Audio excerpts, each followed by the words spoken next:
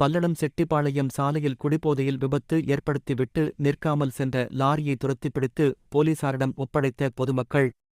திருப்பூர் மாவட்டம் பல்லடம் அருகே சின்னியகவுண்டன்பாளையத்தைச் சேர்ந்த குமார் என்பவர் ஓட்டுநராக பணியாற்றி வருகிறார். இவரது மனைவி சத்யா அதே பகுதியில் உள்ள தனியார் நிறுவனத்தில் பணியாற்றி வருகிறார்.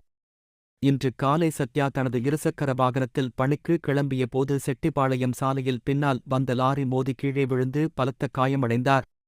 விபத்து ஏற்படுத்திய ஓட்டுநர் லாரியை நிறுத்தாமல் அங்கிருந்து தப்பிக்க முயன்றார். இதைக் கண்ட பொதுமக்கள் லாரியை விரட்டிச் சென்று துரத்தி பிடித்தனர். இடுக்கி மாவட்டத்தைச் சேர்ந்த ஜாபின்ஸ் ஜோஸ் என்பவர் லாரியை ஓட்டி வந்ததும் அவர் குடிபோதையில் இருந்ததும் தெரியவந்தது.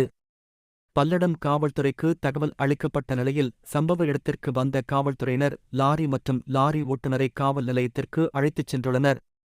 மேலும் விபத்தில் காயம் அடைந்த சத்யா தற்பொழுது தனியார் மருத்துவமனையில் சிகிச்சைக்காக அனுமதி